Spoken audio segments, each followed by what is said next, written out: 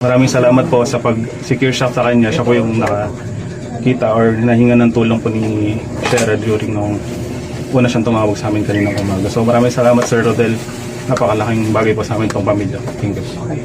Nahanap na ng Philippine National Police o PNP si Shera De Juan, na nawawala bago ang nakatakda sana niyang kasal nitong buwan ng Disyembre.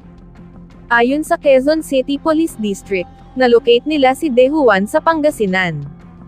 Pasado 1:00 ng madaling araw nitong Martes, December 30, nang ligtas na maiuwi si Shera sa kanilang tahanan sa Quezon City, kung saan mainit siyang sinalubong ng kanyang pamilya. Sinundo siya ng mga tauhan ng QCPD, kasama ang kanyang kapatid at ang fiancé na si Mark R.J. Reyes.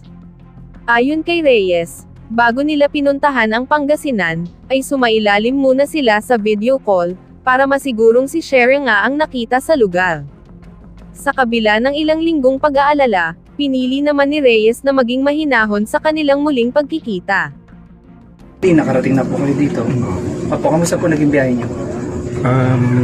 Okay naman po. Bali, more on ang ginawa namin doon is talagang to secure muna po talaga siya.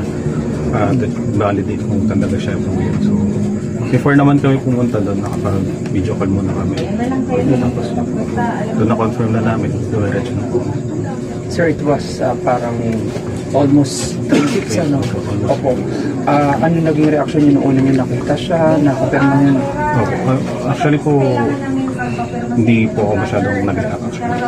Kasi hinayaan ko muna siya yung talagang, alam niyo po yan. Sabihin niya kung ano nangyari. So, hinayaan ko siya talaga, iiyak niya yung mga kailangan niya.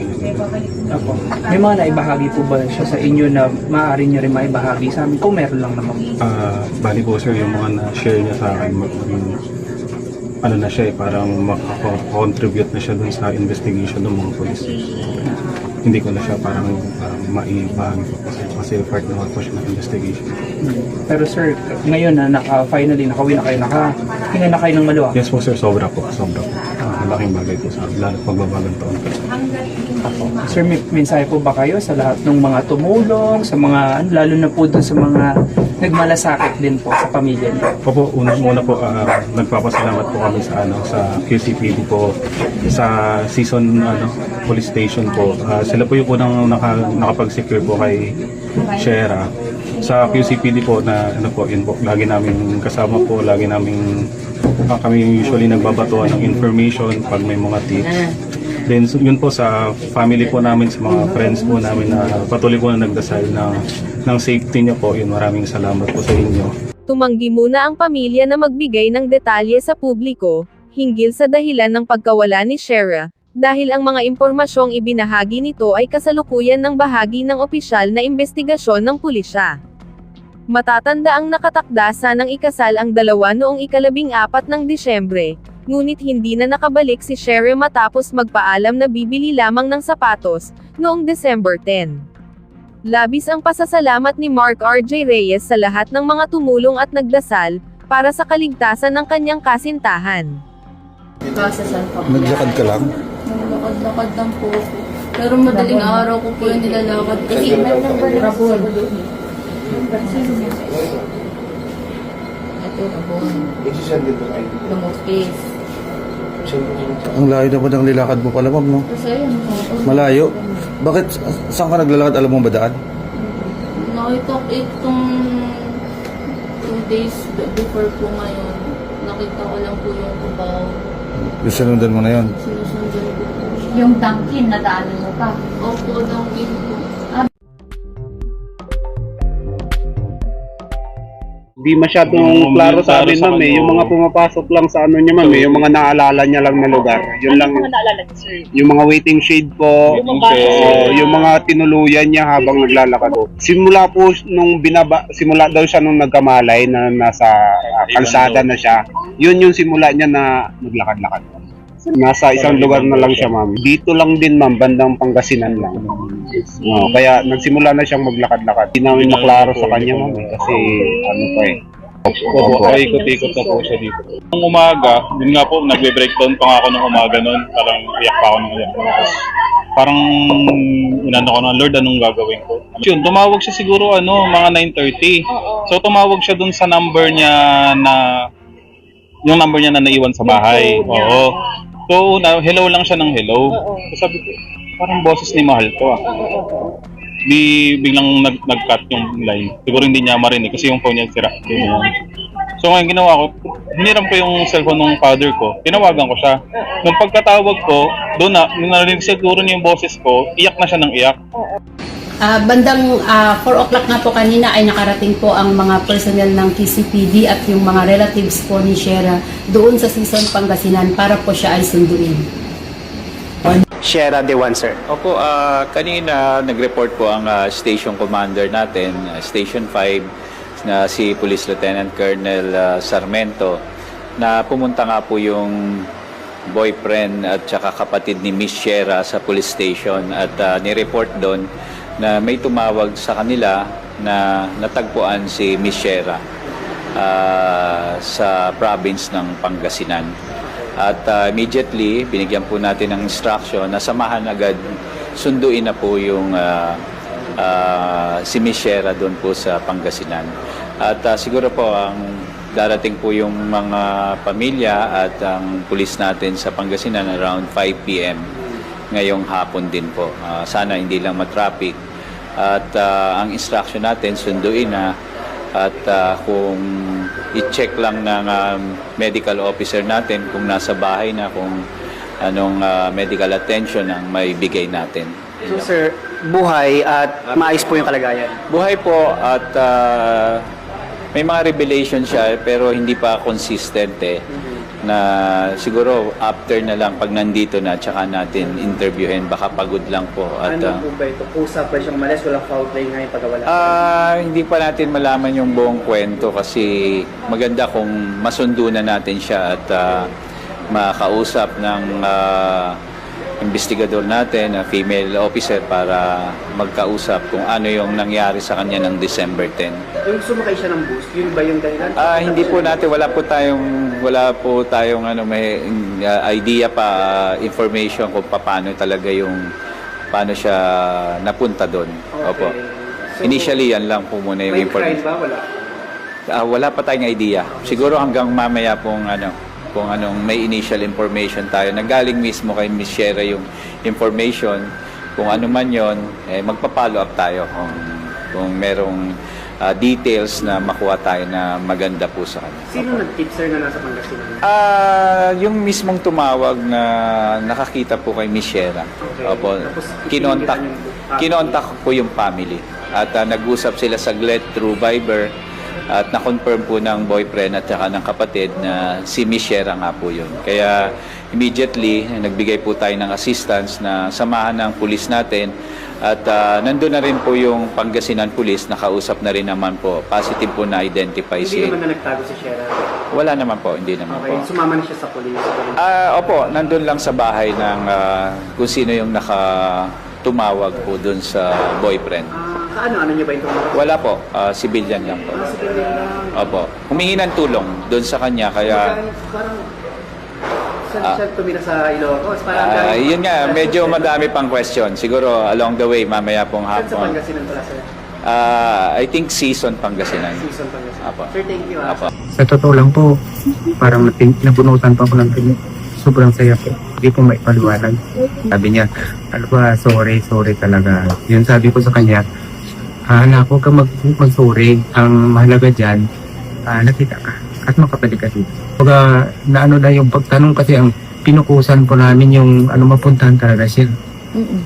Kaya nga, ang kumpara sa akin ngayon, kung halimbawa may bitya na pumunta dito tapos interviewin siya, kung maaari huwag muna.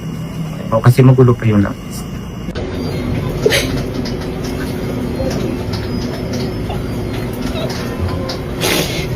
Hindi nakikita ko yung anak ko. Kasi iba pang pakiramdam ng nanay. Hindi ko po nakikita yung anak ko eh. Kaya sa pagkain ko lang po, ng Pasko po talaga kung hindi na nga po ako pumunta dito kasi pag nakikita ko yung bahay ng anak ko, nasasaktan po ako. Talagang marunong ang Panginoon talaga. Talagang walang imposible na talagang tayo tumawag, talagang sasagutin niya talaga. Bilib sa akin, Kuya, sorry. Sabi ko, huwag ka na mag-sorry. Ang importante, kukunin ka namin sana. Sabihin mo kung saan lugar ka, pupuntahan ka namin. Ayun lang po sabi. Ang tinawagan niya pong cellphone, yun sa kanya din mismo kasi ayun yung kabisado niya siguro number. Nung hindi na kami nagtanong ng gano'n, ang gusto lang kasi namin talaga siya na, yun, makita lang siya. Pag wala na kaming pakialam din kung ano man sabihin niya. Sa amin eh, okay na. Gusto lang namin siya makuha kung saan siya. Eto na sir. Actually po, sobrang saya po. Hindi lang halata sa siguro. Opo, pero sobrang saya po. Parang nabunutan ng tinito. Kasi, yun nga po, mag-3 weeks na siya sa Wednesday. Kaya, sobrang saya po. Hindi lang talaga naman. Pakikwento, paano mo nalaman sir? Ano nangyari ganyan? Actually, ma'am, nung umaga, nga po, nag-breakdown po ako nung umaga nung parang iyak pa ako. Parang, inano ko ng Lord, anong gagawin ko? Ano oras tumawag sir? Tapos yun, tumawag siya siguro, mga 9:30. So, tumawag siya dun sa number niya na, yung number niya na naiwan sa bahay. So, hello lang siya ng hello. Parang boses ni Mahal ko. Bilang nag-cut yung line. Siguro hindi niya marinig kasi yung phone niya sira. So ngayon ginawa ko, hiniram ko yung cellphone ng father ko. Tinawagan ko siya. Kung pagkatawag ko, doon na, yung narinig siguro niya yung boses ko, iyak na siya ng iyak. So sabi ko, ay sumal ka. Yung ginawa po namin, dumiretso po agad kami ng station 5. Alright. Anong sabi niya sir? Ano lang po, hindi siya actually nakapagkwento. Ang sabi niya lang po, parang nakatakas siya, ganyan, tapos may tumulong sa kanya. Nakatakas siya saan? Yun po ang hindi ko talaga tinanong malinaw. Kasi sabi sa amin, tinatulong sa kanya na siya. Sir, anong kwento? Paano siya nawala, umalis, paano? Ano pa ma'am, hindi pa kami makakapagbigay ko ng talagang details. Kasi po, iniimbestigan pa po ng QCPD at the same time yung season of police. Okay. So, kumbaga yung, siyempre may mga na-share na siya sa mga kapulisan natin na binabalidate pa rin po. Okay. Pero sumakay siya ng bus? Paano ba? Ano ba yung pwede ibahagi sa amin sa detalye? Siguro po, ang mababagi lang natin na hindi siya, nakapunta po talaga siya dun sa pagbibilan niya na initially. Pero Pagbibilan niya, sir, ng sapatos, initially, nakarating siya doon, but hindi siya nakahanap, kaya ang ginawa niya, lumipat siya ng ibang mall. Okay. So, doon na yung nangyari na naikinuwento niya na hindi pa po namin talaga pwede. Paglipat niya ng ibang mall, sir. Doon na po nangyari yung doon po sa pagsakay niya. May nangyari na hindi pa po namin pwede. Kasi Hanggang makarating na siya dito. Tama, sir. Sir, doon sa backtracking kanina, saan yung mga napuntahan? Hindi masyadong klaro sa amin, ma'am, eh. Yung mga pumapasok lang sa ano niya, ma'am, eh. Yung mga naalala niya lang na lugar. Yun Ano lang, yung mga naalala niyo, sir? yung mga waiting shade po, Bumaba siya na... yung mga tinuluyan niya Sir, habang sorry, naglalakad. bumaba siya ng bus? O paano ba, sir? Simula po nung simula daw siya nung nagkamalay na nasa kalsada na siya. Yun yung simula niya na naglakad-lakad. So, nagkamali na lang siya, sir. Nasa Isang lugar na lang siya, ma'am. Saang lugar yan, sir? La Union? Dito lang din, ma'am, bandang Pangasinan. Kaya nagsimula na siya maglakad-lakad. Sir, ano yun, umaga, gabi? madaling araw. Madaling araw. Kailan, anong buwan? Anong araw ko, sir? Hindi namin naklaro sa kanya. Okay. Tapos ay naglakad-lakad na siya hanggang makarating ng season. So, ilang araw siyang nagkalakad-lakad daw? Hindi namin maklaro sa kanya, ma'am, kasi hindi niya matatandaan yung exact na date. Kasi ang natatandaan lang niya, umaga, gabi, ganun lang, hindi niya. So, kanina na lang yun na umaga, sir, naalala na pwede yung kanyang phone number, natawagan. Hindi, ma'am, kasi yung yung tao po na hilingan niya ng tulong is parang nakahawig sa tatay namin, kaya parang gumaan yung... Lalaki. Opo, gumaan yung pakiramdam niya nakausapin kasi sobrang nahihayin. So, possible, sir, na kanina niyo lang naalala kung sino siya. Siguro, ma'am, siguro. Parang ganun siguro. Ay, yung contact number, sir, kanina lang din niya naalala yung cellphone number niya. Base sa kwento niya, ma'am, ganun yung pagkakaano niya, nakisuyo siya dun sa lalaki. Na pwedeng makainin ng tulong. Trauma, sir, siguro Kaya nga hindi mo na namin ino-open ma'am kasi hinihintay namin siya yung mag-open sa amin. siguro nakilala ka niya kanina. Opo, Sa ano pa lang ma'am, nakipag-video call na po kami doon sa may-ari ng phone. Nandun pa lang kami sa QC, nakipag-video call na kami. Nakilala ka Nakilala. Ay, kumusta sir nung nakita ka niya? Baka ano? Oo. Nung yakap ko niya sir, kumusta? Anong...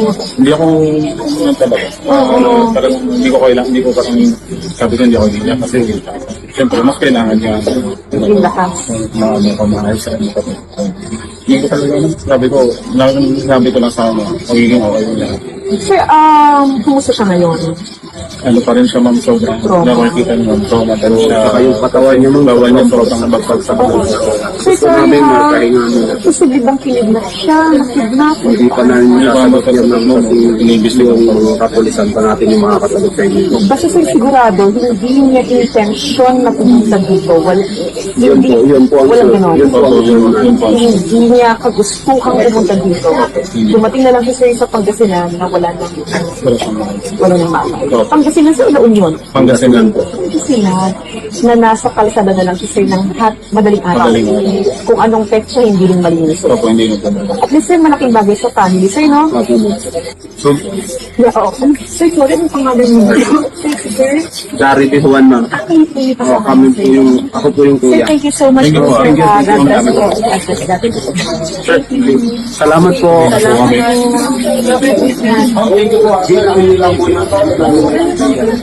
Sir, sir, thank you. Ingat din sa biyahe. Salamat.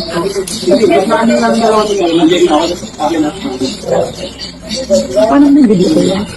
Salamat ma'am. ma'am, thank you ha. Sir, thank you sir. Sir, thank you. Salamat. Thank you po. Ngayon na pala sila kuya.